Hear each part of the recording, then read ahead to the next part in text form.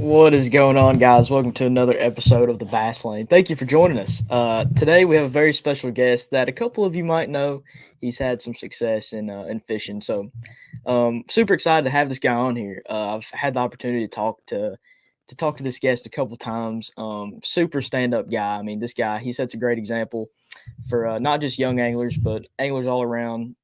This guy He's won a classic. He's won many, many big tournaments. But before we get into that, I just want to say thank you guys for last week. Last week, if you missed it somehow, we had an auction for a fundraiser for a young angler who had some graphs stolen off of his boat at a big tournament we had, and so we started this auction to raise some money, and we raised a little over $5,000 to replace these graphs. And a lot of that is thanks to the guy that we have on here tonight. But I just want to say thank you guys for spreading the word about that and the donations and the auctions and all of that good stuff. I just can't thank you enough. And we'll be posting some more about that as we go. But I just want to say thank you. But we're gonna go ahead and get this guy on here right now. Please welcome to the show, Mr. Ott Defoe. Hey, Oh, there we go. What's going on, man? not much, buddy. How are you doing? I'm good. How are you? Doing good, doing good. I Yeah, mean, thank we you, thank you for having me on. And absolutely. well, I didn't know you were getting ice, Parker. I thought you were just getting water.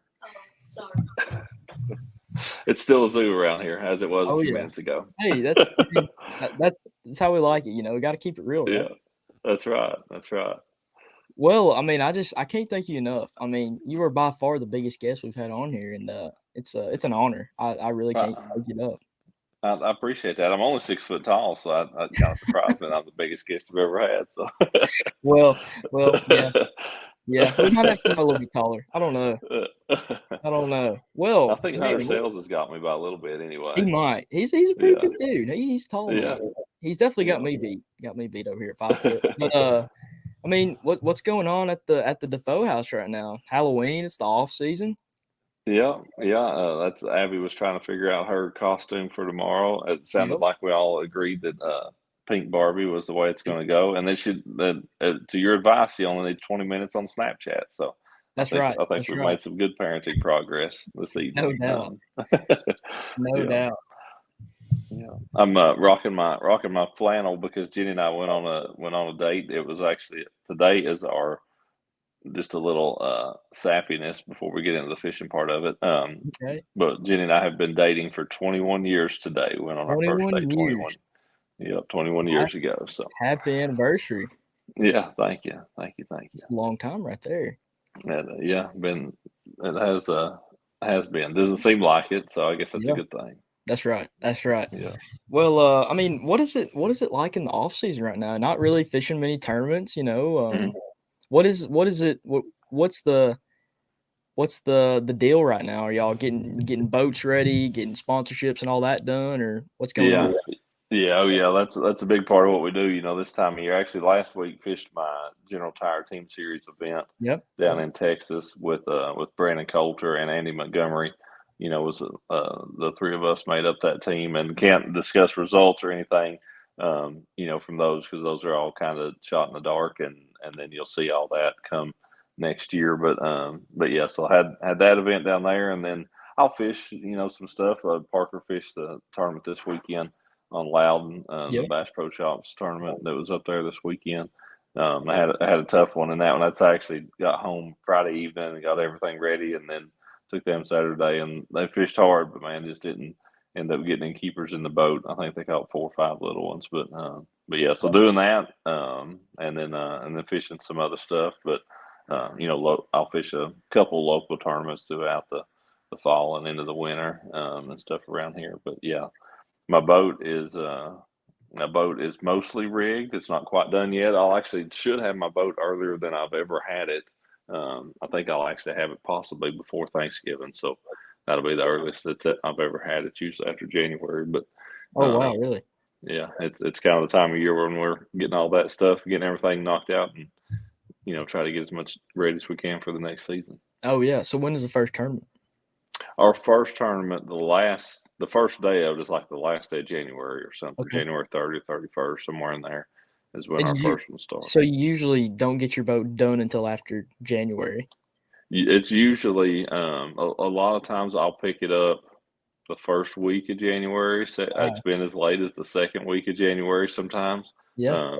Yeah, that's a lot of times when it is. And, we're starting a couple weeks earlier this year than typical. It's usually about the second week of February before we get started, it seems like. So we're a week or two early Okay.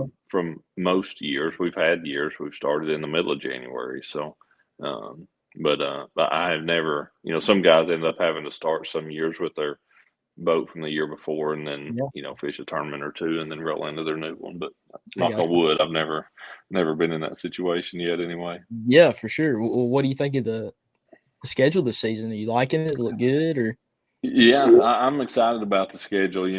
With a lot of new fisheries on it, or fisheries we've not fished in the Bass Pro Tour at all. Like Toledo Bend, we've not fished in the Bass Pro Tour, but I fished it 3 or 4 times on the Elite Series. Yeah. And then I had never fished Lay Lake, where our Red Crest is. And trying to think of Santee Cooper. The first big tournament I ever won was on Santee, but it's been 10 years since I fished on Santee. Yeah. At least maybe longer than that. I guess it's been longer than that. So going to some places where I have been, and then places that I've never been. The James River, the Chowan River, both of those are completely new fisheries to me. Lay, as I mentioned, Yeah. is a new fishery to me. So I'm excited because that's my favorite part of what I do on the water is getting to go to new places, new bodies of water, Absolutely. Yeah. getting to see those new places and learn them. That's something I really enjoy doing. Absolutely. How do you whenever you have a tournament like that that you've never actually been to, like, what is the Mhm. mindset going into that? Is there do you pr can you pre-practice for the Bass Pro Tour tournaments? Yeah, oh yeah, we can up till 30 days before. I don't. I, Historically, I've never done a lot of pre-practicing. Honestly, it's been kind of spotty, a little bit here and a little bit there, Yeah. and I've never like had a schedule, but I'm on a pre-practice every lake on the schedule or anything. Um, and to be honest, most of the times when I've done it, I didn't do a good job of it. Like that pre-practice wasn't well spent. I fished too much of it, and it more times than not ended up hurting me when it come back around to the tournament. I mean, I could go through the list, and my track record of tournaments that I pre-practiced for was way worse than the tournaments I just showed up and win. Yeah. I mean, I've had tournaments that I won the first time I ever saw the body of water. So it's pre-practicing generally didn't help me. Now I feel like I've probably learned how to do it, hopefully a little bit better. And I actually spent a couple of days down at Lake Lake a couple of weeks ago, so we'll find out come Red Crest if that helped any or not. But Yeah. Absolutely. I don't. I generally don't do a ton of pre-practicing just because it doesn't. You know, historically for me, it's not done me a lot of good. And we actually will have if our practice was changed next year to actually have a little bit more than what we've been having. So, Okay. yeah, How of many official practice. how many days do you typically practice before a Bass Pro Tour? Our BPTs, what we have been, what we've done the last few years, actually the first year or two, it was even less than this. Mhm. The first year or two, you had a day of daylight to dark, and then you had a day of daylight until 4 p.m., 3 or 4 p.m., I believe is what it was. The first year or two, it was like that. Then they voted to change it to extend that to 6 p.m. So we've had a daylight to dark day and a daylight to 6 p.m. day Okay. is Wow. what we've had for the last few years. So it's pretty limited. I mean, Yeah. it really is. Definitely. It's Yeah. not a ton of time. You Definitely go less than to you would think. yeah, yeah, it gets by pretty quick. But I like that. Like I I wish we showed up and we got 6 hours and we couldn't get a rod out. Personally, is what I like. Like Really? I Why wouldn't why want. is that? I love the instinctual part of it of where you have to just go out and start catching fish quick. That's and I when I first started fishing the selects and the cups and those things where you got no practice, you had a Yeah. 30-minute ride around and then it was lines in. I love that. Like, I mean, there it does, and it does allow for a little bit of luck in that, especially with 30 minutes, because you pull out of the ramp and hang a left, and somebody hangs a right, and it's a place you've never seen before, and there's grass on this end and nothing on that. It just kind of is what it is. But if you had enough time to ride and kind of see the whole lay of the land, and then you just boom got to go start fishing, like I like that. Yeah, kind of have to go with the conditions. Yeah, you just gotta go with it right then and figure it out quick. That's what I like about it. For sure. So, do you think pre-practice kind of gives you like a false reading of the day or the tournament? I should say. Yeah, it's what it did for me. For me personally, the time I always go back to, one of the most obvious times where it didn't help me. The first time we'd ever fished an Elite Series down at Winyah Bay, in South Carolina. It's tidal fishery. It's there on the coast. Yeah. Terrible. I mean, not a great fishery. 8 or 10 pounds a day is a pretty good catch. Oh wow.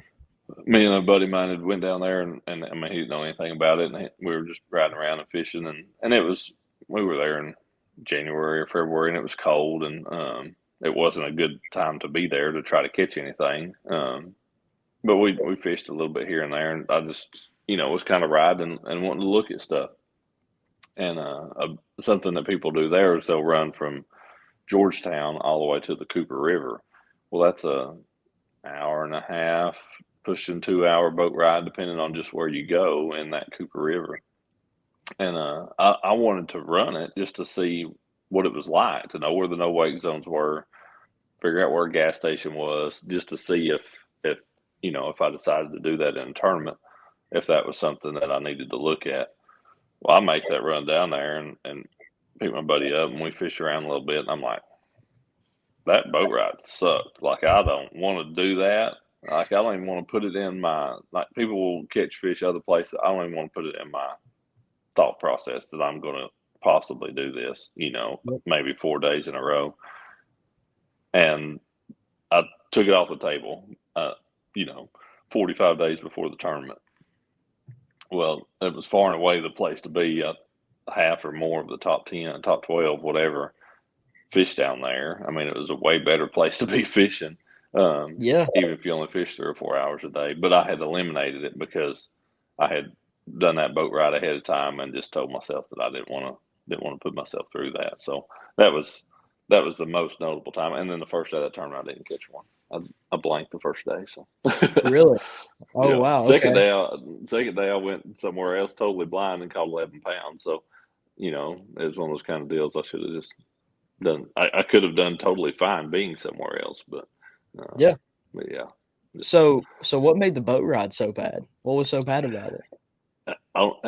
If you've never driven a bass boat for an hour and a half straight, it just wears on you. I mean, I've done it other places, and but man, it's for whatever reason, an hour and a half in a car is like no big deal. And it was straight down the intercoastal, like it was a pretty easy shot. Honestly, it wasn't a bunch of windy backwaters or nothing like that. But it's just hard to get comfortable on an hour and a half long boat ride in a bass boat. Yeah, and I was like, man, I was like, there's got to be an easier way. It was kind of what it was, and so yeah, that was hour and a half in a bass boat's just a long way. Yeah, absolutely. That's a lot of missed fishing time too. Yeah, it is. It definitely is. My AirPods just quit for some reason. I don't know what to. All right, we can still hear you good. Okay. Cameron Gadd is blowing up the comments a little bit. He wants to know if you've ever been on Old Hickory. Old Hickory, yeah, I have. I have fished it. First time I ever fished it was in an FLW series in 2006. I have fished it half a dozen or so times since. I actually filmed a couple episodes down there several years ago for the Bass Pros, for that TV show that used to be going on, and then fished that the Predators tournament. This year was the first year I didn't fish the Predators tournament. I fished all the rest of the time. Yeah. But yeah. So yeah, I fished Old Hickory some. Okay. What's your opinion on it? Do you like it? it's not a great place. I um, agree. I you agree. know, I guess is a good way to put it. I have that FLW series kind of like I have good memories from there. From that, I finished in the 30s or something. I got a check in that tournament, but that was my first year fishing like kind of bigger. I mean, definitely bigger. Professional events. That was a it was kind of a stepping stone between the Ever Starts and the FLW Tour back at that point in time. Yeah. Um, and the first, big entry fees I ever paid and big purses that I really fished for. And that was the first one in that series that I got a check in. So, I've got some good memories as well from Old Hickory because of that. And that tournament, I actually was fishing with a wrist. I had a cast on. It was in Really? June and it was extremely hot. Oh Um, man. yeah, so June on Old Hickory can be tough. My dad yeah, said that he watched the video and you were fishing outside the steam plant. yeah, that was a Bass Pros episode. Okay. Mhm. And Yeah. then Harrison Hobbs said that he fished a tournament with you in the Predators tournament. Okay. Yeah. Yeah. Yeah. Sure did. Sure did. And one more question about Old Hickory. What is your biggest fish that you can remember? Biggest fish on Old Hickory. I mean, even in that FLW series, I feel like I maybe had probably a 3 pounder. Yeah. I mean, nothing. Oh, really? Yeah, 3 or 4 pounds maybe. I've never caught any real big ones there Yeah. that come to mind for sure. Yeah, there's not many. There's Yeah. not many. Well, Yeah. kind of taking a U-turn here. Okay. Going back to like when you first started fishing, hmm was like when was your first tournament? Do you remember it? Yeah, I was 9 the first tournament that I fished. It was an Angler's Choice tournament on Cherokee Lake. Went out of the dam, fished that with my dad. Um, that was his first tournament. He was not a tournament fisherman or anything. Yeah. But Was yeah, your dad a bass fisherman before, or did he just not fish tournaments?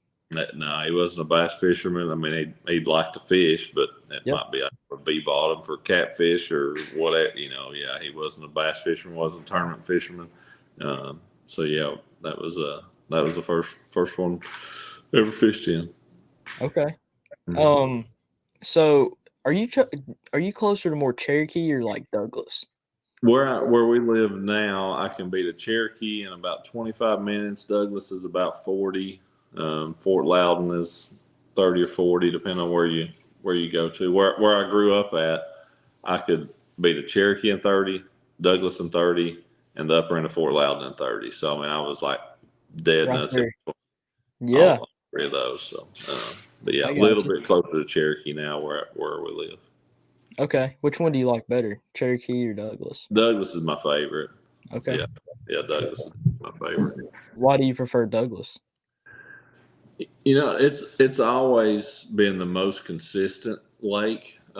It's always had pretty much always had the best numbers of fish. Cherokee cycles probably more drastically, um, especially on numbers. Like there'll be some, it'll go through some spells where it is just full of fish, and then it'll go through some where it doesn't seem like it fishes real good. Douglas has always got plenty of bites. Yeah. They may be pound and a halfers or they may be 4.5 pounders, but it's always got plenty of bites in it. And I think that's kind of why I've always liked Douglas. Yeah, for sure. And, Douglas, I mean, I like both of them. Douglas is I've only been on Cherokee once, but Douglas definitely has my pick yeah, and for it's sure. Douglas. You can almost always find some off-colored water. You can about always find some fish shallow. Um, that's the thing I like about it too. Where Cherokee, there's times you have to be down in the clear water and stuff to compete. It doesn't have the river section on Cherokee can be good at times, but it's not as consistently good as the one Right. on Douglas is. Okay. Okay. Teddy Baird asked, "What is your favorite Tennessee lake, and what fish do you like to target? Largemouth, smallmouth, or spotted bass?" Yeah, Douglas definitely would be my favorite Tennessee lake, and that's people ask me all the time my favorite one anywhere in the world, and I tell them Douglas, and I always tell them that it's not because it's the best place I've ever been, it's just because I know it. I just know the lake well. As far as around here, most people I think would expect me to say smallmouth, but I mean, largemouth make the most sense most of the time. Yeah. When I go somewhere else that's got them, spots are fun to catch just because we don't have them. Big spots, especially the Coosa spots and that kind of Oh stuff. yeah. So I enjoy catching those when I've got the opportunity because we just don't have many of them, here in East Yeah. Tennessee. For sure. For sure. So is your son fishing Cherokee here in a couple weeks? Actually, JJ LaRue, who I hear we might hear from later, actually, he had texted me earlier today and just told me about that one. So I've got to ask Parker if he wants to do that one. That would be a good Yeah. one to hop in. Yeah. Absolutely. JJ is I'm waiting on him to pop up in the comments. I'm sure he'll join us sometime Oh soon. yeah. So going back to our original question, like when you first started fishing, was professional fishing always the plan? Like, or did it just kind of everything fall into place? No, it definitely was my plan. That from the time I was around 9 years old or so, we had went to the Bassmaster Classic when I was 9, and it was in Birmingham, Alabama, and it was either on lay or low. No, let's go make it. Get the ice out. Where's your Parker was up here making all kind of noise with the ice thing earlier. Now Jenny's about to make a bunch of racket getting ice out of this thing. She looked at me like she thinks it's going to be quiet because she's getting ice out of it and she doesn't mean to make noise. No But worries. No worries. that was the first the first classic I went to, and I mean I left there knowing I wanted to be a bass fisherman. Like that was Yeah. that was all I wanted to do. So yeah, I mean for the time I was 9 years old, that was that was the end goal. Yep. So yeah, any tournaments, every school day missed, all the above was because I wanted to be a bass fisherman. When was that classic? Yeah, it was when they were in the summer. Then that was all. So it'd have been August, July or August of '96. 96. Where was it at? That Birmingham, they fished. I think they fished Logan Martin that year. Okay. George Cochran won. Um, yeah, George Cochran won that one. So I may have actually been 10. I was 10. I hadn't quite turned 11. That's what it was. Okay. Yeah. Okay. So has the classic? What was it like back then? I mean, it was cool, I mean, because Ray Scott was still doing the weigh-ins and stuff, Yeah. and I mean, he was emceeing it, and he'd come in there, and it was a show. I mean, him running that and emceeing it, it was absolutely a show. And he would have one side of the arena would be the A team, the other side would be the B team, and he would kind of have you chant back and forth to try to see which side was louder and stronger and stuff. And I mean, fireworks and the whole bit. It was a Oh yeah. pretty cool deal. That's awesome. Yeah. So definitely still big of a show now as it was back then. Oh yeah. Oh yeah. I mean, it was the showmanship because of Ray being who he is and who he was for the sport of bass fishing. I mean, that was his show. I Yeah. mean that he created the whole thing. This was, I believe, this was actually after he had already sold it, but he was still the face of the brand and everything. Um, so I mean, that was his gig. I mean, he loved that part of of it. And I mean, this is obviously wasn't in the industry at all. That just from a kid coming to watch them. Yeah. That was what was neat about it was, I mean, it was Ray Scott. He was the man, and then he's the one up there calling the weights and weighing the fish in and hyping the crowd, and that was a unique uh, take because you don't often see the person who is in, essentially was in charge, also being the guy on the mic. They Yeah. always hire that spot out to Oh somebody yeah. else, and but he was the man doing that. So that's what I think that made it really special. Absolutely. I think that would be pretty awesome. So did they still have like big expo Oh or yeah, like was it oh yeah, okay? oh yeah, yeah. No, it's Giant Expo, and yeah, I mean, very similar. I'd really like to know, just out of curiosity's sake, how many vendors were there, because it was, the East Tennessee Fishing Show was my only thing to compare it to. Yeah. Um, and it was obviously, 5 times, 10, 100 times. I don't know just how much bigger, that the classic was, but to see how big it was then and actually measure that to now to see if it was a quarter of what it is now, or was it about the same? I'd Yeah. really like to know. Do you remember getting anything from the expos? I, I remember that going around to any booth, because back then it was all patches. I'm really dating myself at this point. Yeah. Jerseys and all this kind of stuff. Yep. That I'd go to every booth.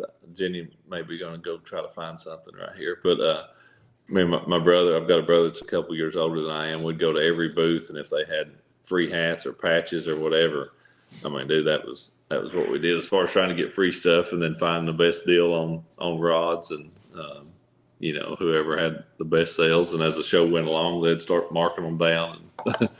Yeah, Yeah, for sure. yeah. Um, John Nelson asked, "Are you looking forward to Dale Hollow this year?" I am looking forward to Del Hollow. That is a great Tennessee lake. I guess we technically share it with Kentucky, but yeah, that is probably, if not the best lake in Tennessee at the moment. Really, it'd be maybe a number two, but it's probably number one, truthfully.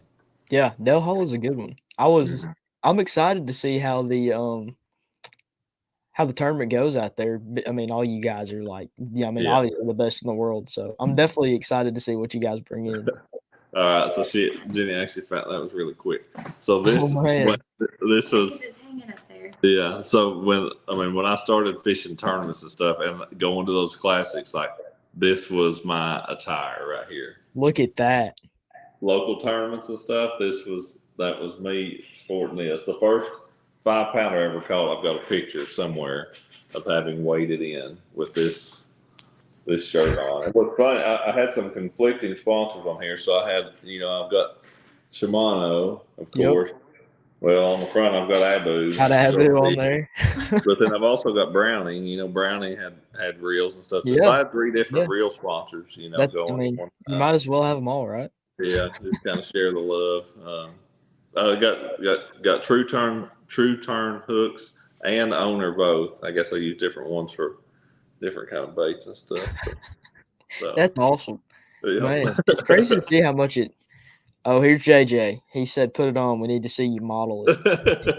I need to put that on Parker. It might even be about right on him. Maybe I'll be a little bit small at this point, but yeah. That's pretty cool. That's Yeah. pretty cool. Yeah. Yeah. Matthew Clement asked, "Where's Old Hickory on your Tennessee lake list?" It wouldn't be in the top. How many? I don't know how many are in Tennessee. It wouldn't be in the top. I'll start Yeah, at the bottom and then come up to it. It'd be Yeah. quicker. Be towards the bottom. Be Yeah. towards the bottom. Yeah. Absolutely. I mean, you give it some grief, but I know TWRA had done a pretty big habitat project down there just a few years ago and put out a bunch of habitat and stuff. So that I would expect to see that, start making some difference. And, if they let the grass do its thing in there, it's a lot of our lakes in the state have aged, and you see it on Fort Loudon a lot just from boat traffic and stuff. And Old Hickory obviously gets a lot of boat traffic there, being close to Nashville. And it truly has changed the way those lakes.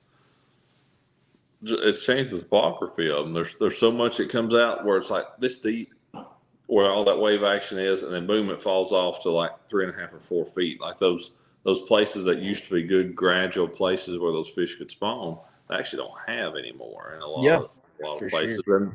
And then you've had a lot of places silt in, because of the age of these lakes, and it's kind of the same deal. You've got these big, really shallow silt flats in the back of creeks, and then it comes out and boom, just falls off. So,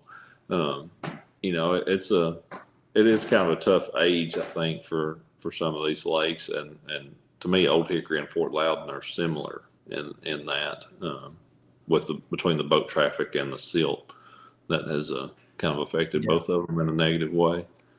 Old Hickory definitely has the boat traffic and the big boats too, wake boats and the big river yachts and all that too. It definitely can't help for sure. No, it does not. Man, the comments are rolling in. Have you ever fished Center Hill?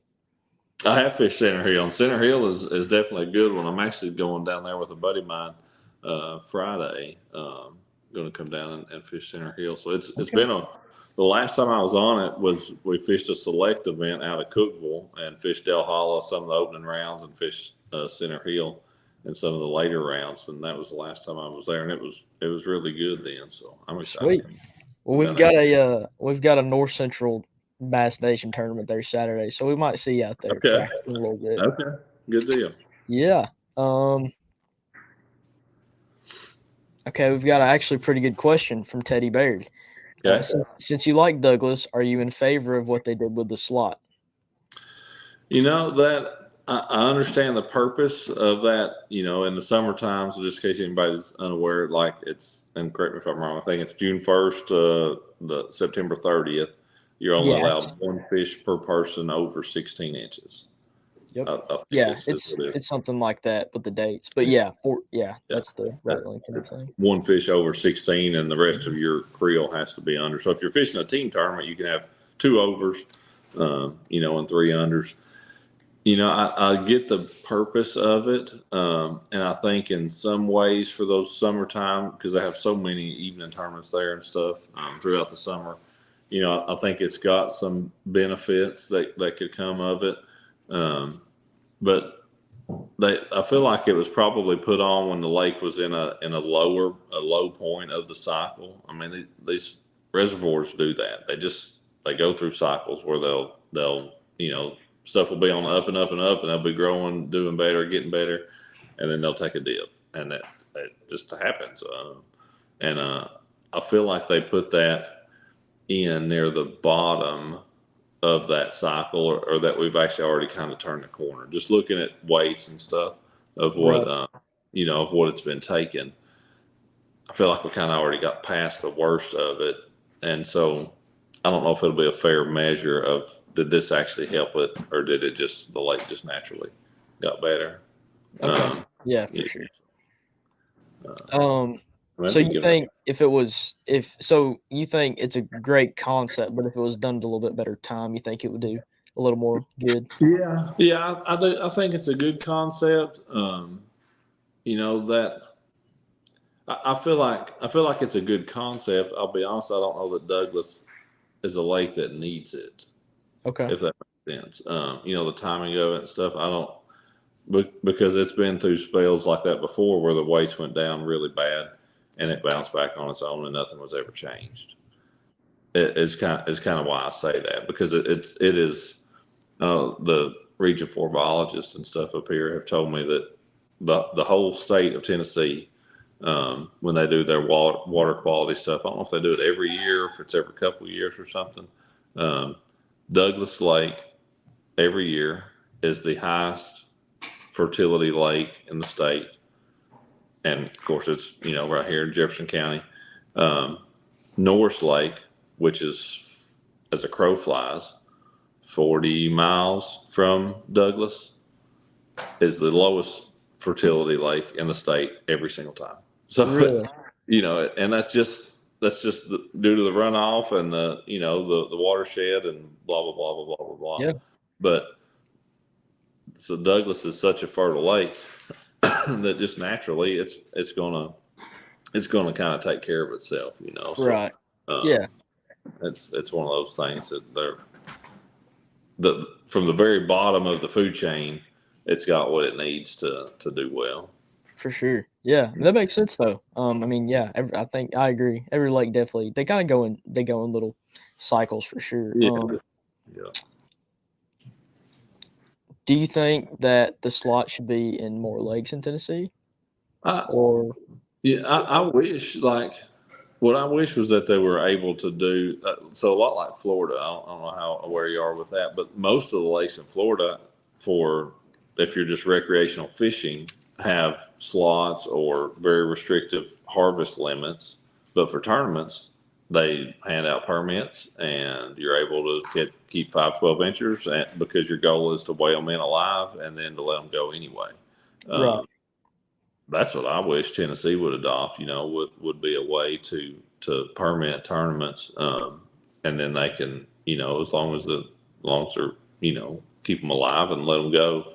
That's the way that they'd be able to do it, just to permit it, and then you're able to do any, just a regular size limit and stuff would be a better deal in my opinion. Okay. Yeah, I mean that makes sense though. In Florida, I mean, the lakes down there they're pretty solid. Yeah, they are, and I mean it is a different climate and a different, I mean they've got so much habitat in most of those with vegetation and everything else. Yeah. So it is a different deal, but and they don't have they've got a lot hotter water honestly in the summer, but they don't have fish caught out of a lot of deep water like what we do in the summertime. So Yeah. the lake mortality is probably not quite as big a deal, truthfully, even though they deal with hotter water down there than we do, because we're, pulling fish out of deep water a lot in the summer. So we'll end up having a little more delayed mortality potentially. Yeah, so we're in a very unknowledgeable fisheries biology class right at the moment. Yeah. I feel like it's what I'm leading. We sure are. Well, we can kind of shift gears back more towards your experiences in fishing. What is it like life on the road? I mean, what are some of the ups and downs? I mean, obviously there's some pretty awesome times and good memories, but what are some of the negatives of being gone so much and, fishing as a professional? Yeah. You got to be goods and bads. Yeah, oh yeah, definitely the stuff missed at home. I mean, with Abby's 16 and the twins are 12, so missing ball games and missing stuff that's happening at home. That's definitely the hardest part of it. The toughest part of it, and whether that's girls volleyball games or Parker's basketball game or one of his fishing tournaments or whatever. Missing that stuff at home and time with Jenny and. That's definitely the hardest part. I think since we've been married, I don't know that there has been a year when I did not have a tournament on her birthday and the kids' birthdays. Really? Yeah. So her birthday's in March, and most of our anniversaries.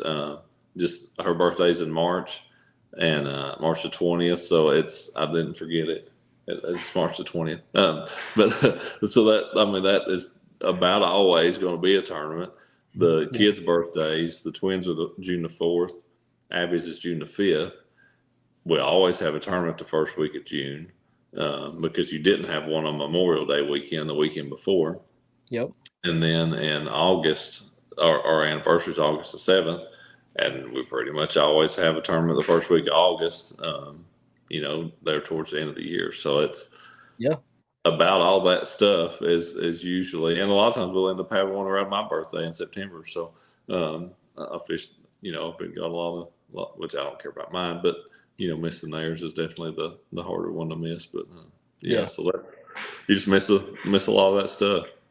Yeah. What about this season? Are the birthdays covered up again? Is Red Crest on yours? Red Crest is spring break, so probably. Yeah, I think Red Crest. We could be done with Red Crest right before Jenny's birthday, but it may be on her birthday. Without looking at it, the kids are all when we're in North Carolina or Virginia. I think North Carolina is when the kids' birthday is this year. This season it was at Lake Cayuga in New York, so they were up there, but and they usually come to whichever one is in early June. They typically come to, so at least we're together most of the time anymore. But they just have their birthday in whatever random state we're in. There you go. Yeah. Teddy said you got to win it for him. That's the plan. That's the plan.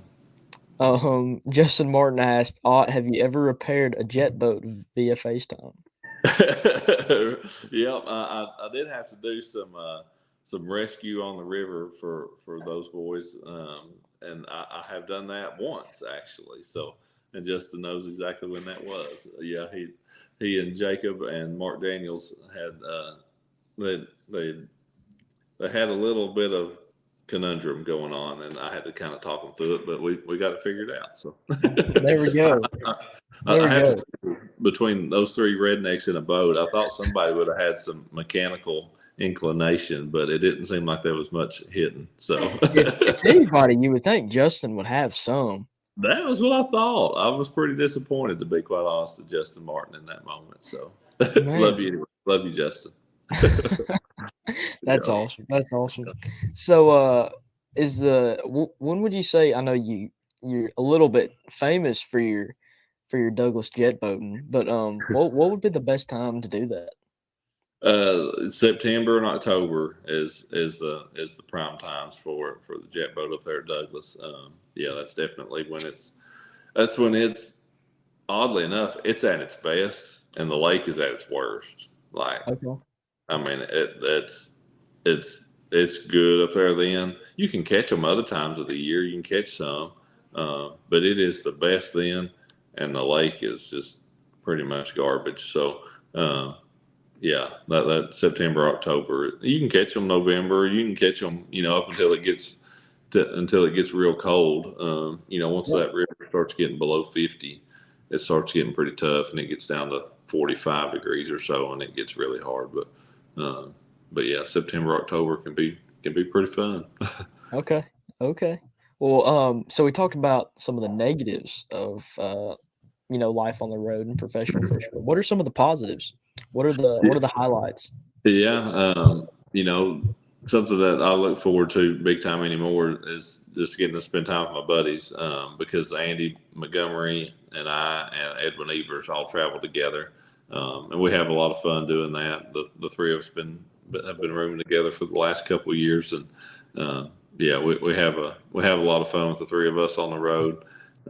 So that spending time with those guys is something I certainly look forward to, and then like I mentioned before, going to new places and new bodies of water, is kind of a part of it too once we're actually on the water. But something that try to work in, as it allows in different events and different places, is ability to share my faith anywhere that I go. I certainly try to do that. And some events will set up, or there'll be events that are scheduled to go on alongside of ours, but something that Mark Rose leads that we Yeah. all, try to help with is Fishing Church. And Yeah, I love so, that. I love that and a lot. Yeah. yeah, and Mark's he does a really good job of getting that organized and a good schedule going for the whole year, and that's something I look forward to at every stop. Yeah. I was gonna bring that up actually. That's like one of my favorite things that you guys do that Yeah. I just think is so cool because you're gone most Sundays and Hmm. Sundays the day you go to church, right? Yeah. But Yeah. so y'all kind of make up for that. I think that's so cool. Yeah. Yeah, no, that was when when we started the Bass Pro Tour on the Elite Series. So Chris Wells, a good friend of mine, he's a bass chaplain, and he would always come to our events and come to the meeting and have a prayer time and a devotional time and stuff. Then right after the meeting, so we were all there together, and there'd be 10 guys stay. There might be 30 guys stay. So it was always an opportunity to do that, but it was just typically on Wednesday, is when that was. And if you made it to Sunday, there really nothing else, going on at that point. But when we started the Bass Pro Tour, Mark had been doing that at FLW. He's like, hey, I want to, continue to do this here. And I'm like, man, yeah, absolutely. We'll support you in any way we need to. And the way our weeks are structured, sometimes we end up having practice on a Sunday and then championship on a Sunday because we're there for about 3 years to have a tournament. So we'll end up, having the opportunity to have fishing church twice while we're there. So, that's a neat way to do that and still get to worship while we're gone. For sure, for sure. So obviously, not being scared to share your faith. Do you ever receive any backlash from that? Like, is there any negative comments or anything like that that you ever run into?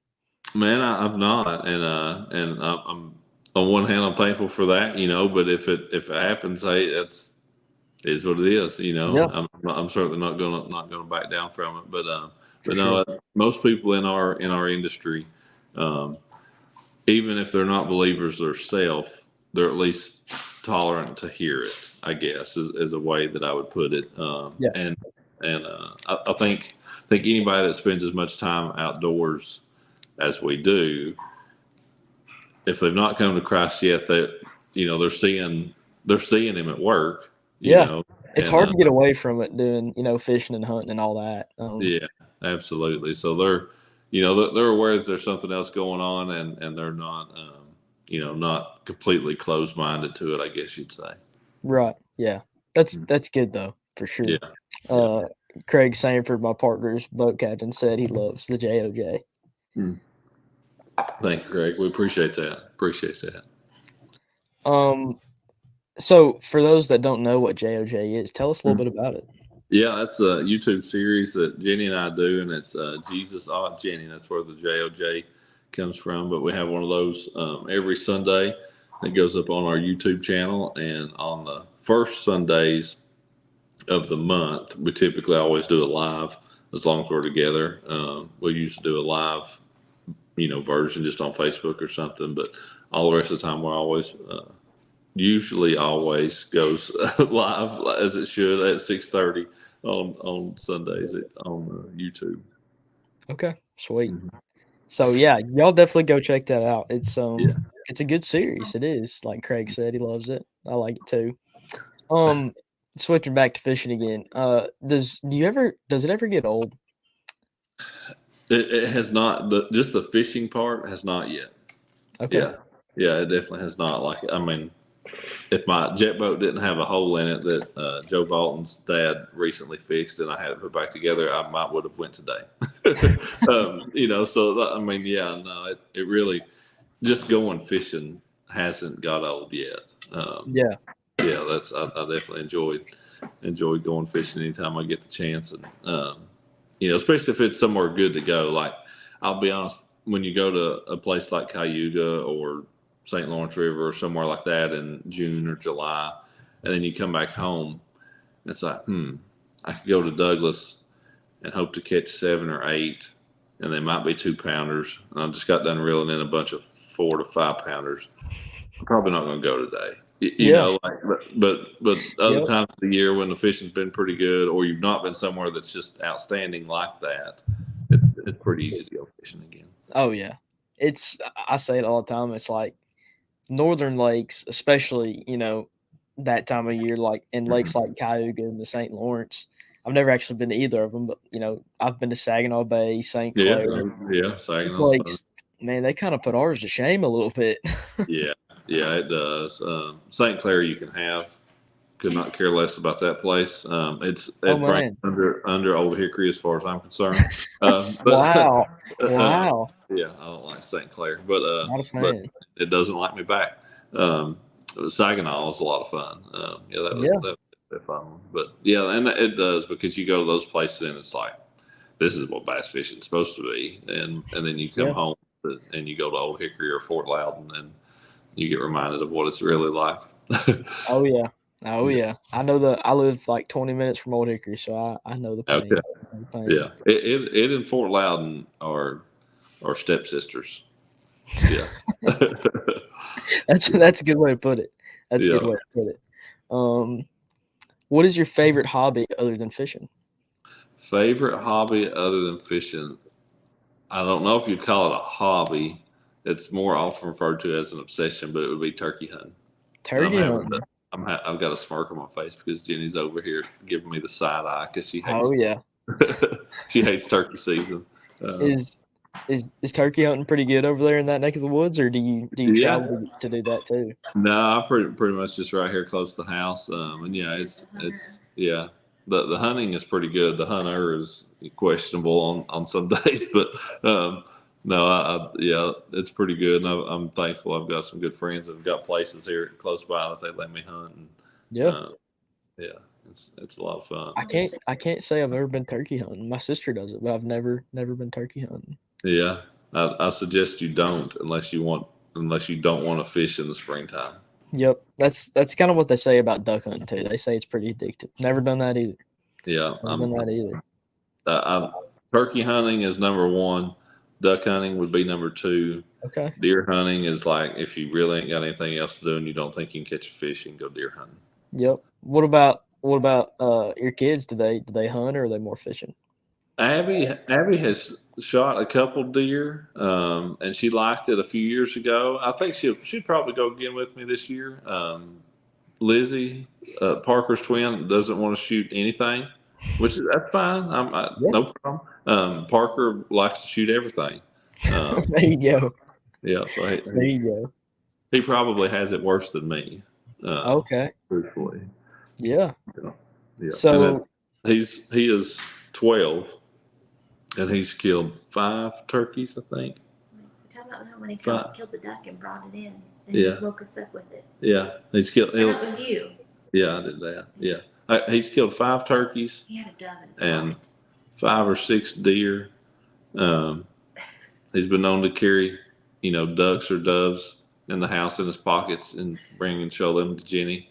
Now, the one thing Lizzie will do is frog gig. Like frog gig. Okay. Yeah, frog gigging's her jam. But that's the only critter she's gonna hurt. But she'll stab a frog. Wow. Frog. I will say frog gigging is pretty fun. Oh yeah. Pretty fun. I'm not great at it. I've only went I think I went maybe twice. I know I've been once. Okay. But it's fun. I'm not great at it, but it was a good time. Yeah. No, it's definitely fun. Where's the best frog gigging place close to home there? Right over there. Okay. Right out that window. There's on the other side of the creek. There's a pond, and he'll let us go over there and gig it. And best night we got 22 out of it. Wow. Yeah. 22. Yeah. Man. So I guess the family's big frog leg fans. Parker and I eat them like crazy. Nobody else, the girls don't want anything to do with them. But my dad absolutely loves them. So if we get a mess of frog legs, we call Papa over and he'll help us clean them up. There you go. I like frog legs. Frog legs are pretty good. Yeah. To me, they just kind of taste like chicken though. But. Yeah, they're similar. But I mean, the fact that you got that piece of white meat, out of a mud puddle is amazing. That's true. I never thought about that, but that's very true.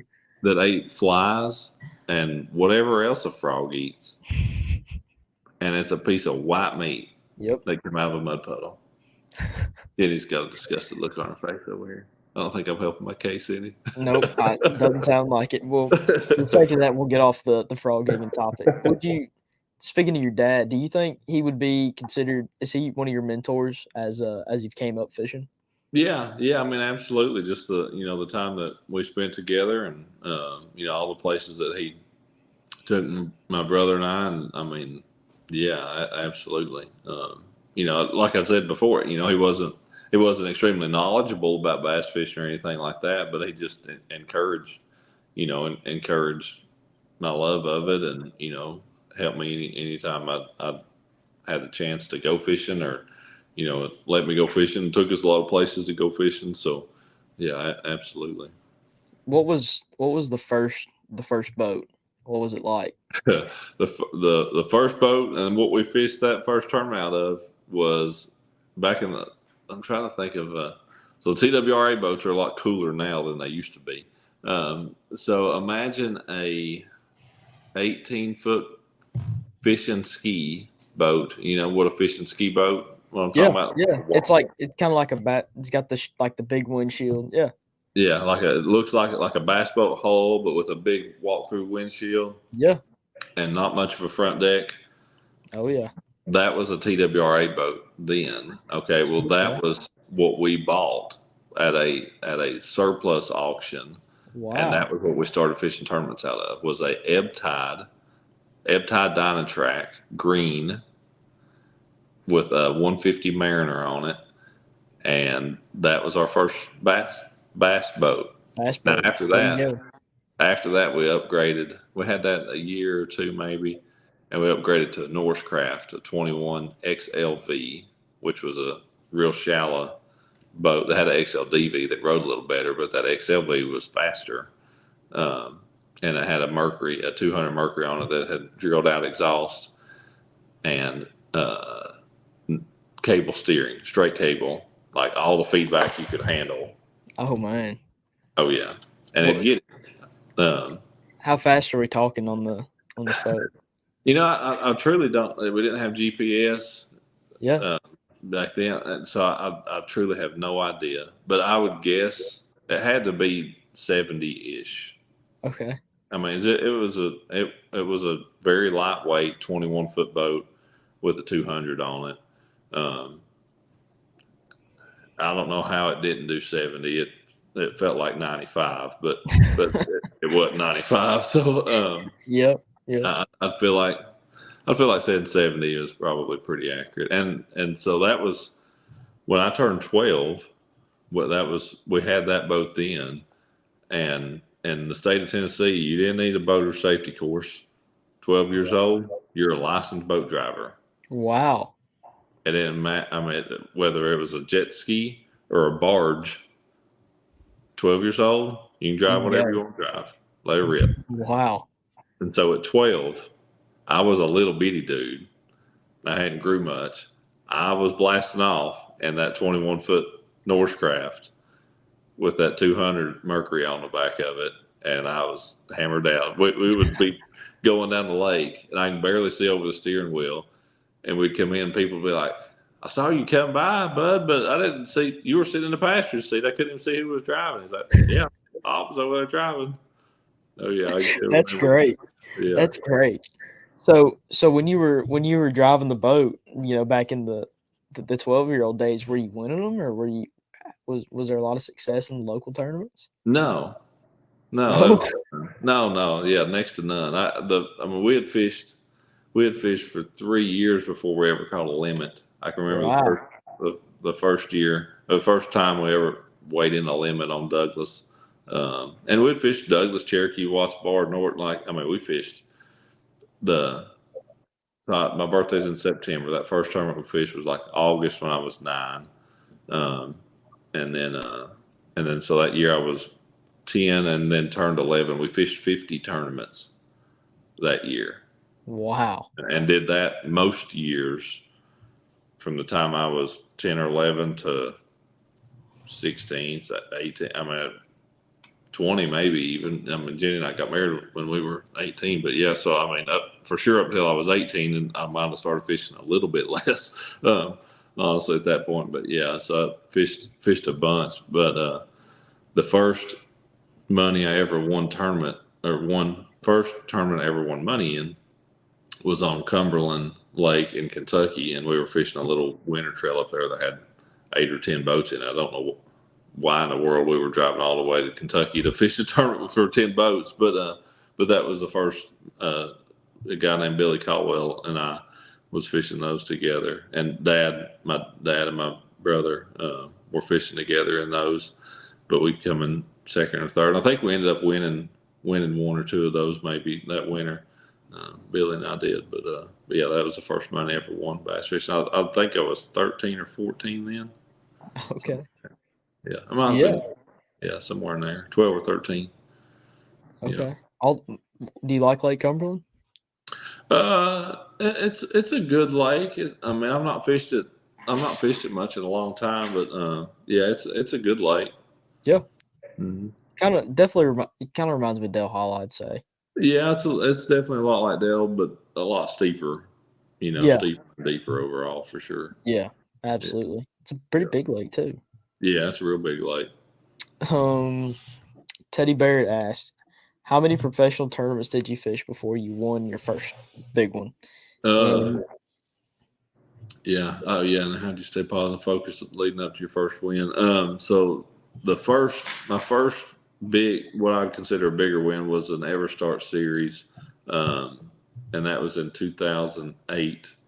I had started that was EverStart. Like I said, I started fishing those in 2004. So I fished 2004, 5, 6, 7. 2008 was my 5th year fishing, bigger stuff. I'd already fished the FLW series a year. I fished the FLW tour a year at that point, and I'd only had a couple top tens, and some of that FLW Tour and FLW Series stuff to this point. But in a ever start, I had 2 seconds. I had one. The first second I came in second by 10 pounds or something behind the leader. So I was like, Oh, wow. I was ecstatic. I finished second. Yeah. The next one, I was leading going into the last day, and this would have been in the fall of 2007. I'm pretty sure. I was leading going into the last day. This was on Lake Gaston in North Carolina, and final day I came in with 4, and David Wright, who's very well known over in that area, he ended up having a limit, 11 or 12 pounds or whatever. It was a pretty tough tournament in the fall, and he beat me by 2 pounds. So not having that 5th keeper pretty much cost me winning the tournament. So man, that one hurt. But then I was just like, man, when it's supposed to happen, it's going to happen. And that's I knew God would have a plan in it. I just hadn't seen it come to be yet. And then it was the next spring at Santee Cooper was where I got that first win at, and it was extremely unexpected. Because I can remember practicing for that tournament. I was so sick, had a sinus infection, spring of the year, everything's blooming over there, and I've got terrible spring allergies, seasonal allergies, and like guys practicing with me. And I practiced like 2 hours one day and 4 hours one day, and I can't even function. Yeah. And and we caught fish, but it was like, man, I just feel terrible. And the first morning of the tournament, it's like 10 o'clock and I ain't caught one yet. I know where a 3-pounder was over here on the bed, and I catch it. And then I think there was a decent one over here, and I catch it, and it was like a 4.5-pounder. And then I throw my wacky worm up by a cypress tree, and I sit down to take some cold medicine. And my co-owner goes, man, I think you had a bite. Nah, it's just some grass or something. I finished taking my medicine, stand up, pick it up, and I've got a 7-pounder on there. No way. And it's like then I catch a 7.5, and I catch another 6. And I end up having like 28 pounds that day.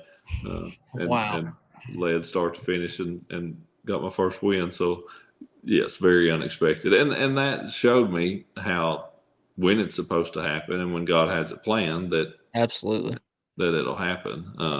And after that first day, kind of realized that, hey, this is a pretty good area of the lake. There's some big fish swimming around here. And Yeah. we kind of put it together after that. That's awesome. Man, sitting down and take the cold medicine. Yeah. Catch your 7-pounders. Yeah. That's wild. So would you say that's the craziest thing that's ever happened to you fishing, or would it be something else? That was definitely a pretty good one.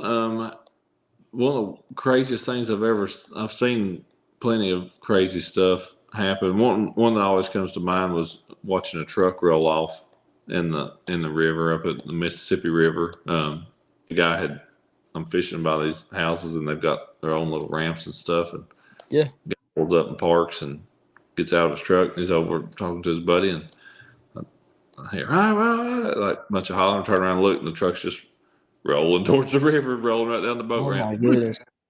Goes right out in the water, and runs out and sticks his arm in the wind and tries to drag it back to the bank and gets it up there. They end up towing it back out with the tractor, but that one was pretty funny. Wow, Funny for him, but yeah, that's crazy. That's crazy. So it just popped out of gear. Or? I guess so. Yeah. It seemed like makes sense. I would think it was probably a manual, and they didn't set the brake, and might have just didn't have it in gear all the way, and it popped out and rolled right down the river. Wow. Yeah. Put the park brake on, folks. Yeah. More of that story. No doubt. What's some basic advice about shallow running crankbaits, or cranbaits as my dad spells it? Like, when and how does watercolor and water temp make you decide what OG slim to throw? Yeah. A big thing about crankbaits in general, but definitely shallow run stuff, is making contact with the bottom. You don't want to bait. Like, OG a slim, it'll run 6 foot on like 14-pound line. So I don't, if it's 2 or 3 feet deep, if I'm going to throw slim, I'm going to do one of two things. I'm either going to put it on heavier line, or I'm going to make short casts and keep my rod tip up high, because I want to make bottom contact. Don't get me wrong there. I definitely want to make bottom contact. What I don't want is the bait just rooting along the bottom to where the bait's not even functioning properly. So don't get bottom contact mixed up with with overkilling, in my opinion, bottom contact. So I think people will sometimes make a mistake about that. Is they're like, oh well, it's 8 foot deep. I need to if I throw a bait that runs 14 feet, it's really going to make a lot of bottom contact. No, that's kind of not really the idea of it. So it's a big thing with shallow baits. Picking one that does kind of fit the bill to where you're going to get to the bottom, but you're not going to be just super plowing the bottom. Then as far as water temperature and color, that kind of stuff, most flat-sided baits like tiny or slim, those to me shine, in cooler water temperatures. Tiny is especially effective for me this time of the year. And then slim seems like I kind of pick it up because it is a bigger bait. It's a pretty big profile.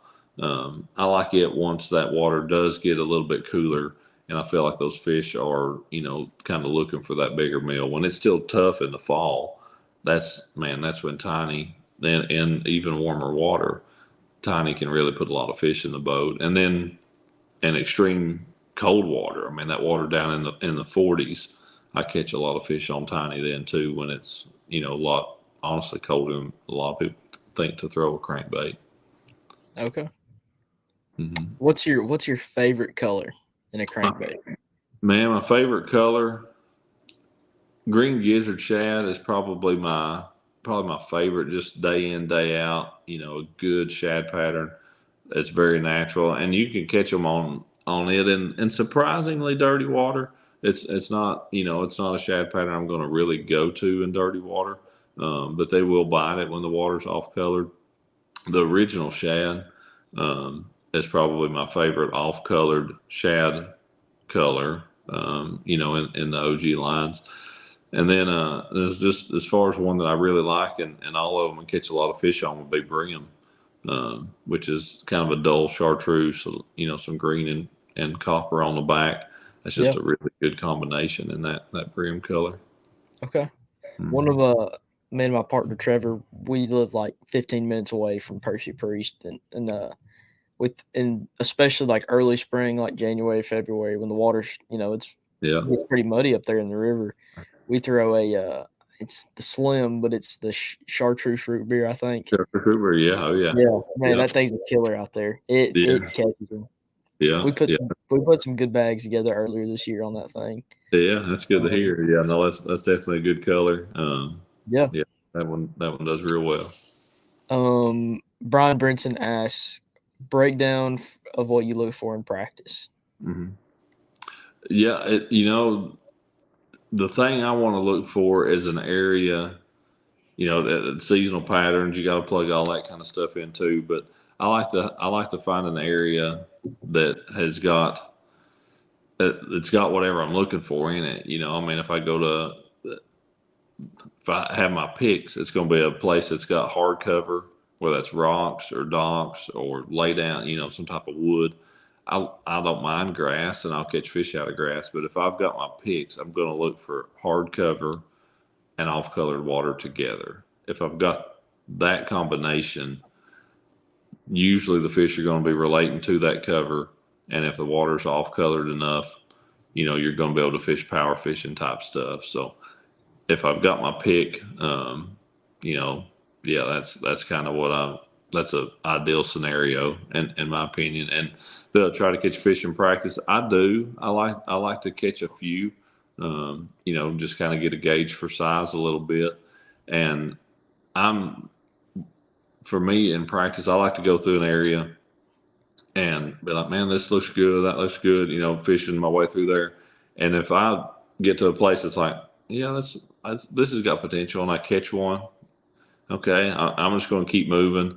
And I get to the next, I'm like, this, I feel like I should be catching one again, and I catch a fish again. I'm probably not going to fish a whole lot more in that area, to be honest. And it's a little bit different, I think, for our event structured the way they are. For one, them being long, having the off days, the group A, group B, that kind of stuff. Um, because I don't need to go in an area on, let's just say, Sunday of practice and fish. If I pull in there and catch a fish off the first 2 points, and there's 10 more points down through there that look right, I don't need to fish every single one of those points to see if I can get bit off of every one of them, because the wind may change. It may be a different direction, completely different conditions, whatever else, come 2 or 3 or 4 days later as the tournament's progressing. And the fact that I've spent 4 hours of my very limited practice in this one creek, really didn't learn a whole lot from it that's necessarily going to be the case. I need to go, okay, I've got some confidence here. Let me go find another area that's, maybe there's another pattern in, and I'm more likely to try to build multiple patterns that then may play out in a different way as the tournament comes along because of, changing conditions and that kind of thing. Okay. So definitely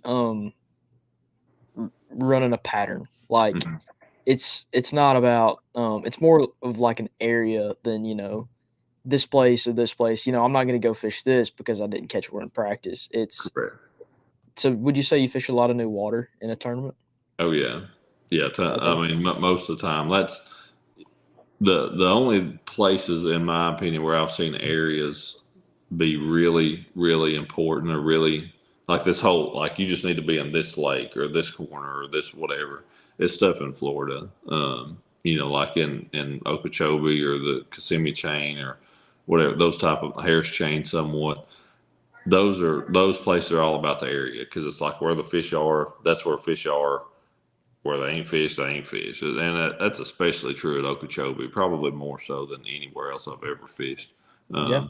Most everywhere else, you can generally figure out some type of a pattern, that as to the, windy points or off colored water or shallow boat docks or deep docks or, halfway back in the creeks, that type of thing. And that's pattern fishing to me is what I like to do.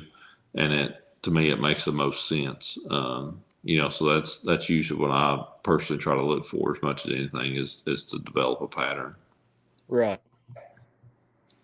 Parker Mays said, I've got some family that live just west of Knoxville.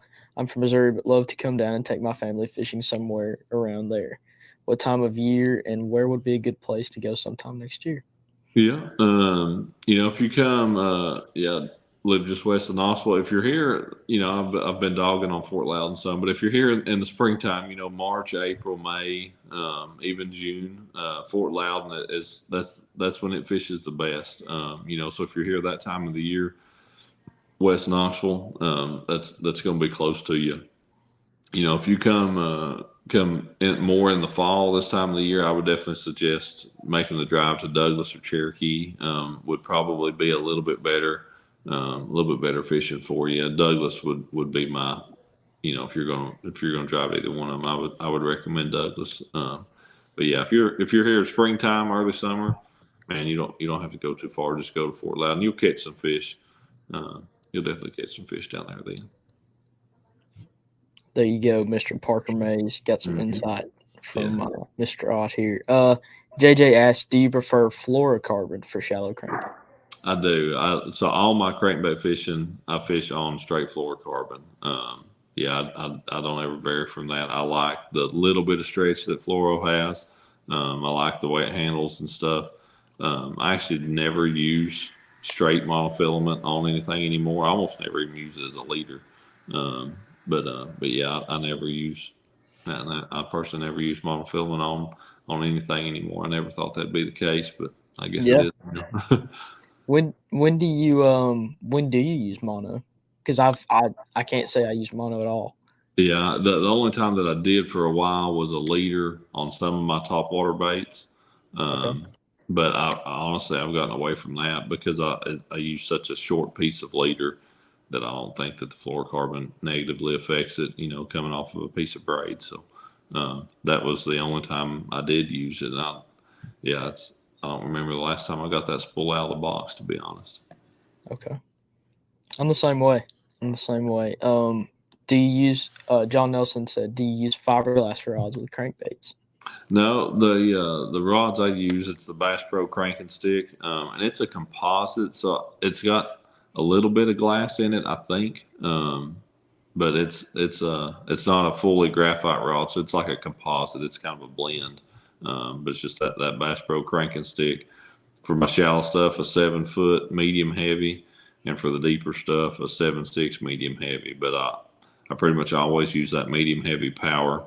It sounds like a lot, but it's a crankbait rod, and so it's it's a medium heavy. It's not like your traditional graphite medium heavy type action. It's definitely more parabolic, rod for that crankbait stuff. But those are, if anybody that's getting into it and stuff, it's like a $80 or $100 rod, and that honestly, there's nothing I would rather use than those cranking sticks. They do a great job. So, do you throw the tiny on a bait caster, or do you throw it on a spinning rod? I throw it on a bait caster. I have threw it on a spinning rod, and I do on occasion. But personally, for me, day in and day out, I throw it on a casting rod, that 7 foot medium heavy, and just usually 12-pound line. If I'm in a lot of cover, I'll put it on 14, but usually 12 on it and go with it. It does take a little bit of getting used to, and if it's a super windy day and I'm having to fish into the wind, that's when I'll go ahead and put it on a spinning rod. But if I'm not fishing, dead nuts in the wind, I'm going to use it on a bait caster. Okay. Thank you, Brian, for the kind words. I appreciate it. Random. This is kind of like a crazy question. I've asked this a couple times. Yeah. But if you could go anywhere in the world for free, completely paid for, doesn't matter, anywhere in the world, and you could only take 2 people with you, Okay. where would you go, and who would you take with you? Well, the easy one to take is Jenny, but then I don't know if I pick any of the 3 kids and not the other 2. You'll be favoriting somebody. Right. So it may just be safest for me to just take Jenny. There you go. There you go. Okay, we'll change the question a little bit. 2 guys from the BPT, who would you take? Okay, that's easy. That's Andy and Edwin. Andy Montgomery and Edwin Evers. Yeah, if I had to take 2 buddies, it'd be them. And anywhere in the world to go, it would probably be it'd be a fun trip. But we would go, I guess, peacock bass fishing down in the Amazon. Yeah. Have you ever been doing that? No, I'm not. I've caught a few peacocks down around Miami, Florida. I went down there and did that one time, but never to the Amazon where they get big. But it was cool to catch them down there in Florida. That was a lot of fun. Yeah, I've never caught one, but the videos are crazy. The big giant poppers and the spooks. Yeah. And it looks fun. Yeah. Got some more questions coming in. Eli Baird asks, "What is the best advice for somebody who wants to take bass fishing and content, like being a content creator, onto the next level?" Yeah. That's the funny thing with this world now is that's a really big part of it. And I'll be honest in saying that I'm not an expert in it. I just try to do it. And it's like, and honestly, I think that's kind of what people like to watch. Some of the stuff that we do I some of it I shoot myself, like the stuff, most of the tournament coverage that's in the boat. Most of that I just self GoPro, and then all of it, a good friend of mine, JD Blackburn, who's actually lives over in Nashville, close to where you all are. He does all my editing for me. So, and then a lot of the stuff that's in the garage, all those videos. He shoots those, and then of course produces, edits all that stuff as well. But so what I'm getting at though, some of the stuff that is like, he spends a lot of time on. It's really well polished. Some of it will do really well. Some of it just does okay. Some stuff that it's like not a whole lot to it, and it's pretty easy to do, will do extremely well. And so it's just funny to see how it's almost like the quality of it isn't. It's not a bad thing to have really outstanding quality stuff. You got to have good audio, and it's got to be able to see it. That's not what I'm talking about. But it's do you have a lot of crazy cuts and drone and underwater and yada yada yada. Sometimes that does really good. Sometimes it doesn't make any difference in the world. Yeah. So just the fact that you're putting out quality stuff that is what people are wanting to see and hear and can learn from is a big part of it. And that's the big thing. Just trying to I guess figure out your purpose in it to start with. Are you just doing it to do it to fill the time, or are you actually trying to help people? Trying to teach people is always my goal. I feel like there's a lot of things that I don't even know that people want to know. And if I did, like that would be, it just makes it really easy to teach people, because there's stuff that people want to know that I maybe take for granted or something. Yeah, absolutely. And I think what you're talking about, like, sometimes the coolest videos that, the cool edits and the drone shots, I think people they just like to see the realness of it. Like, Yeah. what is Andy Montgomery's he's a good example of that. I mean, he's posted about, his, I guess it's his daughters or granddaughters. Yeah. It's his daughter. I'm gonna tell him you said granddaughter.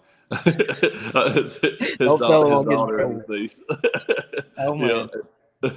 Yeah. His daughter and his niece. Yeah. Yeah, I mean, he's just posting about, day-to-day life, and people like to see that. Yeah. Yeah. It's, people they just like to see the real side of it. Mm-hmm. We've got the question that gets asked every single episode. What are your thoughts on LiveScope? What are my thoughts on LiveScope? I don't enjoy fishing with it most of the time. Okay, like if you give me an option, hey, do you want to go out here and scan around out in the middle of the lake and catch a bunch of fish, or do you want to go throw at the bank all day and catch nothing? Well, yeah, let's get out in the middle of the lake and scan around and catch all kind of fish. I'd much rather do that than throw at the bank and catch nothing. Would you rather catch 10 on LiveScope or catch 10 throwing at the bank in a river eddy in the current? I'd rather catch 10 throwing at the river at the eddy in the river bank. So that's what I like doing. If I can be effective doing what I like to do, that's what I like best. But it's fun to catch fish with. I filmed some monster bass episodes this year for the TV show on Outdoor Channel up at Watauga Lake up in Upper East Tennessee. A great place to do it. And dude, it's cool. I mean, you using my Mega Live and look out through there and see one, and you throw I was using a new bait from Bass Pro. It's for Demiki rigging type stuff, and they just swim that thing over by their head, and a 4 or 5 pound smallmouth comes up and eats it. That's not unfun. I mean, it doesn't suck. So it's pretty neat when you see that and it happens. When they come up and follow it and they swim away, well, that makes you want to kick the screen off the front of the boat.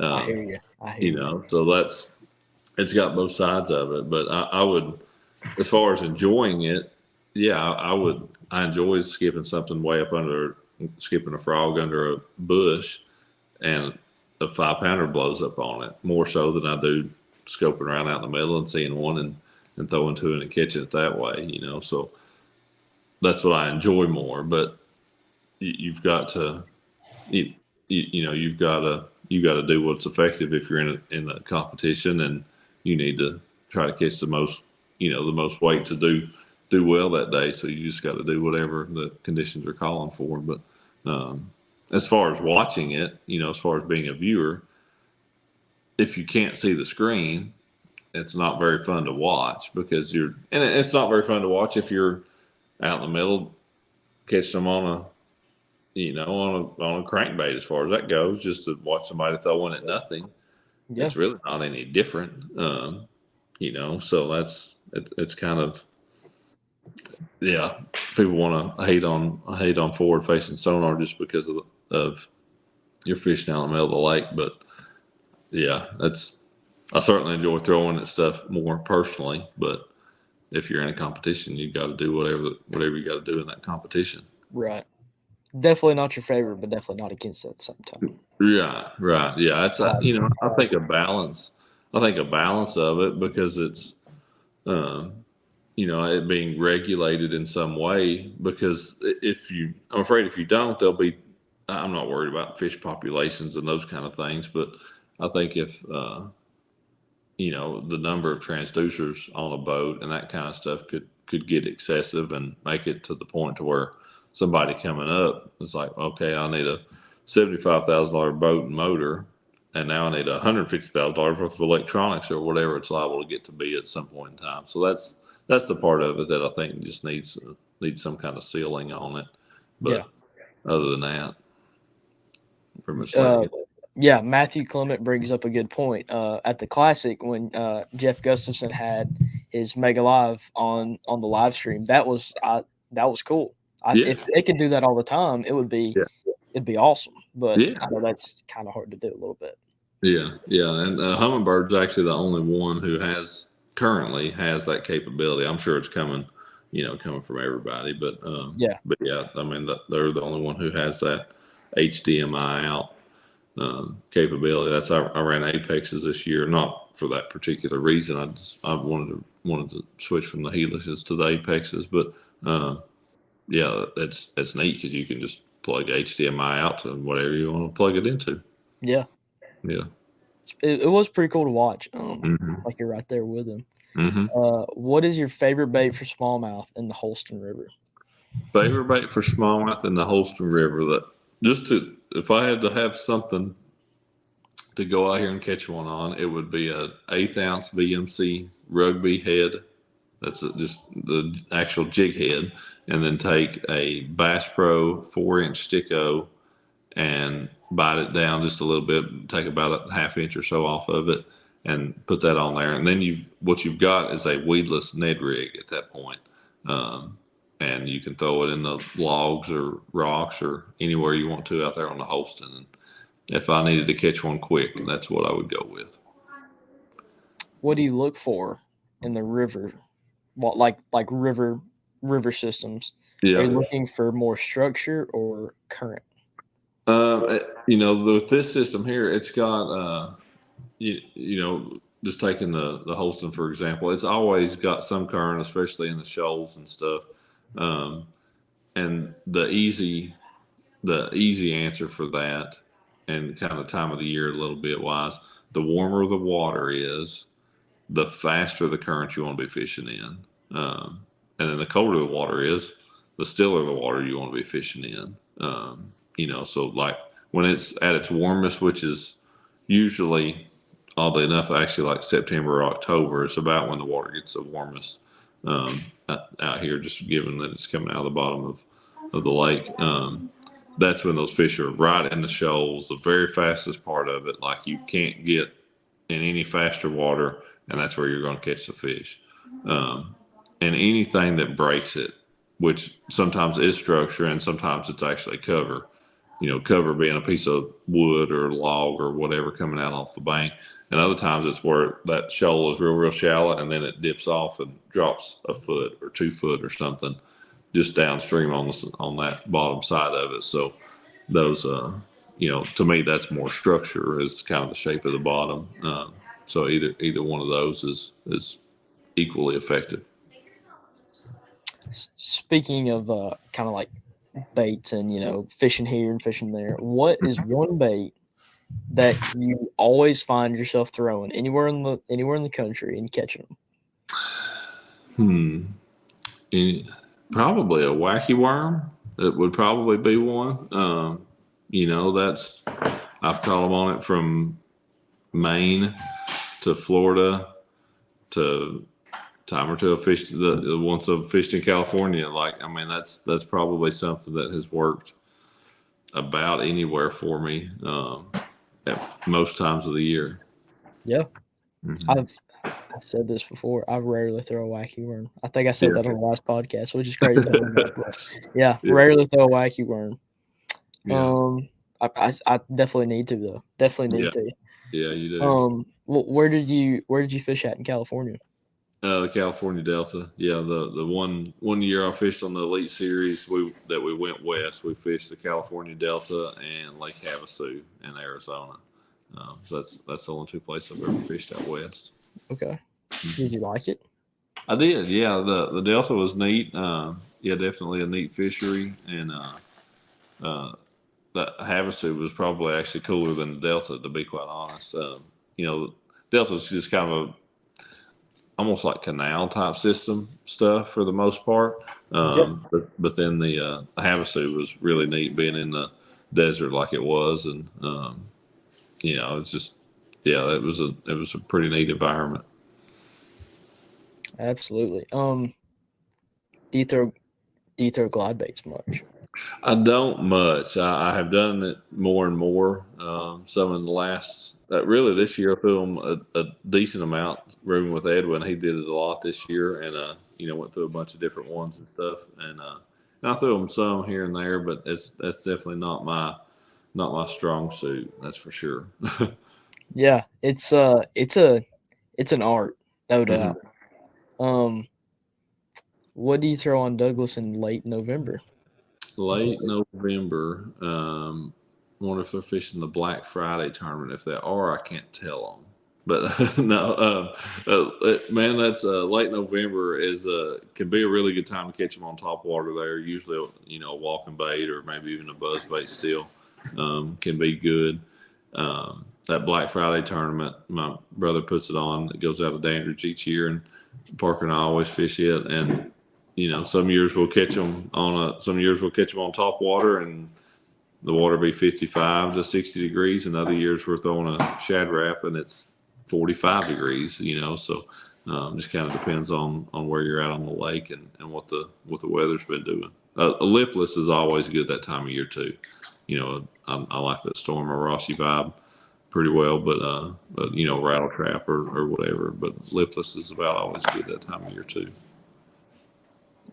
Is speaking of Douglas, is your son going to fish the Bassmaster, the high school open there this March? Yeah, we had saw that one and definitely going to put that one on the plan. I believe I'm gone for that one. I think for Red Crest, maybe it's for practice. Is when I am gone for that one, but pretty sure I'll get my buddy to take him if there's any way he'll be available too. So yeah, that should be a good one. Should be. Speaking of the elites, whenever you won the Classic in 2019, was that your last Bassmaster event? That was my last Bassmaster event. Yeah. What was that like? I mean, winning the Classic. That's a big one. Yeah. That was a dream come true. Truthfully, from that time that I had went to that first one, that was what I wanted. Number one, wanted to get to fish in and fished in my first one in 2012, and the one here being my 8th one in a row, and never missed qualifying from one when I got on the Elite Series, and it was definitely a dream come true. Is the best way I know how to put it. All of them that I tried to that qualified for, and we get to have that one here at home was definitely pretty cool. Absolutely. So me and my dad were actually there, and I'm gonna pop a picture up on the screen of we were down there in like the like where the chairs are out in the middle of the arena. Okay. And here's a picture of whenever they did the big ceremony. That was our view. Yeah. Right there. We were down there sitting in the middle. Wow.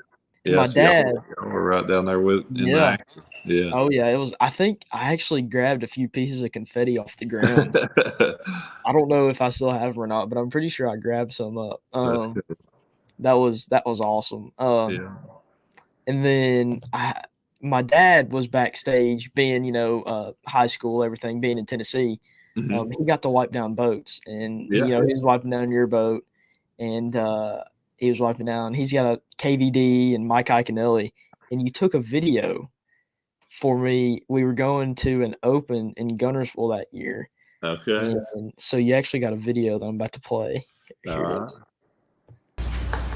Presley, I really appreciate your prayers today, man, and good luck down there in that open here in a few weeks. So I don't know if you even remember making that video, but that was like the highlight of my entire life whenever you did that. So that was like That's cool. the coolest thing ever. So thank you Yeah. for sending me that. That was Yeah. awesome. And Absolutely. yeah, I don't know if that was the last day or maybe the third day. Okay. But yeah, that was like the highlight of my entire life. So thank you for that video. Yeah. And us young guys, we appreciate it. That's cool. That's pretty cool. What advice, if you could leave the people still Mhm. watching, hanging in there with us, one piece of advice if they want to make a career out of fishing, what would it be? Hmm. The one piece of advice. Or a couple. You can drop a couple. Yeah, it's gonna be hard to whittle it down, I think. The biggest thing, like I was thinking why I got into it and why I wanted to be a fisherman. Like the thing for me, like I showed you that shirt a little bit ago. For my brother and I, it was cool to go to the classic and get those patches and stuff. So, and I'm trying to relate, especially to young people that be watching this. So, like the sponsorship part of it seemed, was kind of a draw, I guess, in some way. It was cool just to go get those patches and put them on my shirt, and if they were to give me a pack of baits or what, wasn't expecting Shimano to be handing out reels or anything like that. But, that was, just to get that to look like a pro, that was a cool part of it. But when I truly started trying to fish professionally or anything like that, like my goal then, and it's a completely different world now from what it was then. But my goal was I just wanted to fish, like that was, I didn't care if people knew who I was. Like none of that mattered whatsoever. I wanted to fish because I wanted to fish, and I think that's something I think is different, just in our generation now from what it was back then. Like,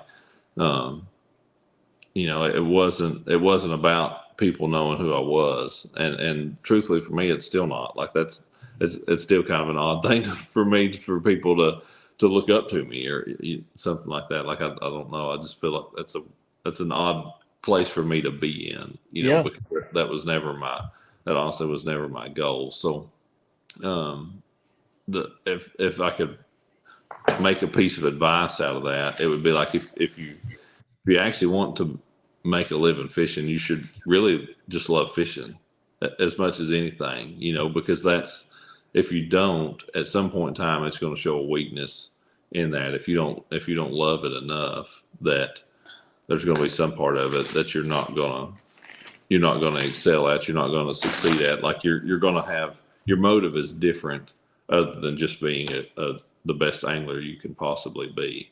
You're going to be, that's catching the fish is going to be kind of a secondary concern to whatever the primary goal is in that. And for me, catching more bass was always the primary goal. Is this good? Yep. So focus on the fish and let everything else fall into place. Exactly. Yeah. I like it. Yeah. Craig said he agrees 100%. Well, I guess when we've been on here almost 2 hours, I can't thank you enough. I can't thank you enough for coming on and dropping some juice for us and just telling us about life as a professional and Yeah. giving us some insight into what it's like.